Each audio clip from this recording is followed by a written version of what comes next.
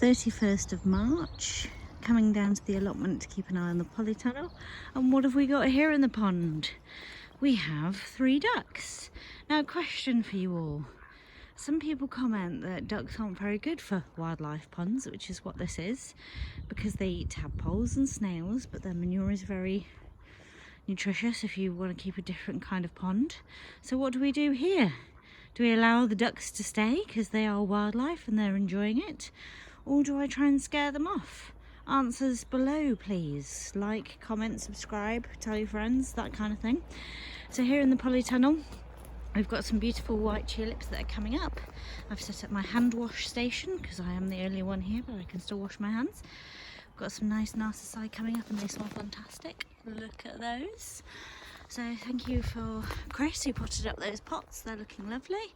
Garden's looking nice. And here in the polytunnel, welcome to my seed sowing way of space saving. Hang some string up and then put a plank across and you can have some extra room wherever you are to sow some seeds. So what have we got here?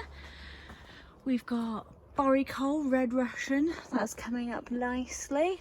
Meteor peas, some chard and some parsley and some chervil over there. Been sowing cauliflower. Here I found a bag of onion sets in a cupboard that were getting a bit mouldy that we'd obviously forgotten about, so I've sown those. And there we are, seed sowing galore. So at the end of each tray or row of benches I've sown some more seeds.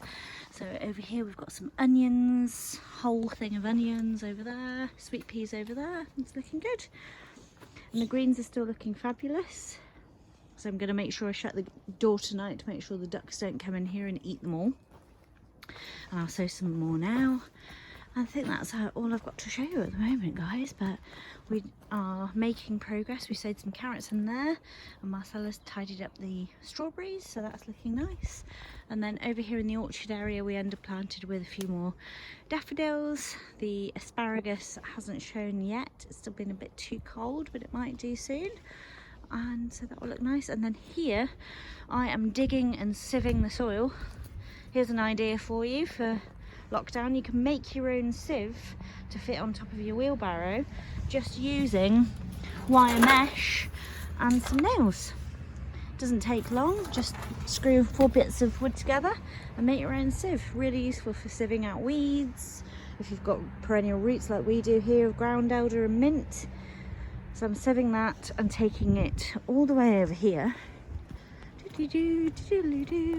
Have a little tour. So I'm sieving it, taking it past the ducks in the pond.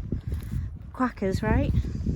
Got friendly neighbourhood ducks. And I'm sieving it and putting it here, which was meant to be our seating area. And we're going to be turfing this. So I'm trying to get this done so I can have the turf pile back, so I can destroy the compost heaps because we've built new ones, so I can use this for growing potatoes and pumpkins later on in the year. So the compost bays have been moved to over here. Compost bays are really simple and really easy to make. Would you like to see them? Yes, you would. So here is our passage. We do call it the back passage. No jokes, please. And here we have our old turf piles. Turf piles? No, this is cow manure that we had delivered about a year ago. And this is a really simple way of making a compost bay. You don't need much, you just need a pallet. Surely some of you have a pallet, stick it in and hammer a post in the middle. Can you see that? Nice and easy. And then we've tied them with string at the back for a bit of security. They're fine. They last about 2 to 3 years if you don't do them properly. The wood rots, things like that. 2 to 3 years, max 5 really for a pallet bay compost heaps. Really useful tool. But here we have got recycled wood and we have reimagined our compost heaps. So that area over there. So we have our storage area. So we bulk up all the materials that we've got. I use cardboard. I've got some Sichuan peppers that I've been using. So we pile it all there. And then when there's enough, we pile it into number 1. So you can see some kitchen scraps there. And then when that's been sat for about 3 months, we will turn it into number 3. So number 3 is just layered some cardboard down there to keep the weeds down. And then after that, we will turn it into so 1, 2, 3. I can't count, sorry guys. And then this is number 3. So you can see this is looking beautiful, full of soil, nice for mulching on top of the beds.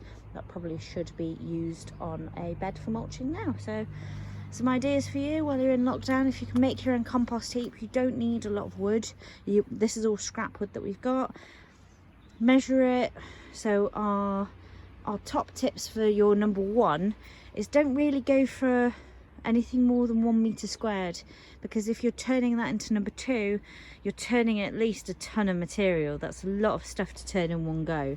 Number 2 and number 3 can get gradually smaller, so I don't know whether you can get the scale of that. That's probably a meter, and that's probably 90, and that's probably 80, so they just gradually decrease in size. So I hope you've got some tips and ideas there for making a neat and tidy compost bin compared to what we had before. So that's looking lovely.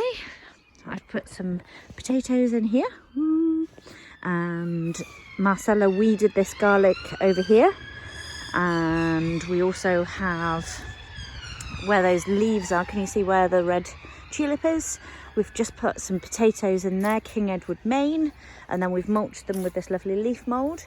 As you can see, the path and the leaves have kind of been screwed a bit, and that's birds digging for worms, but it's not a problem. It can be raked back. So all looking nice. I hope you're enjoying, and get sowing some seeds. Bye.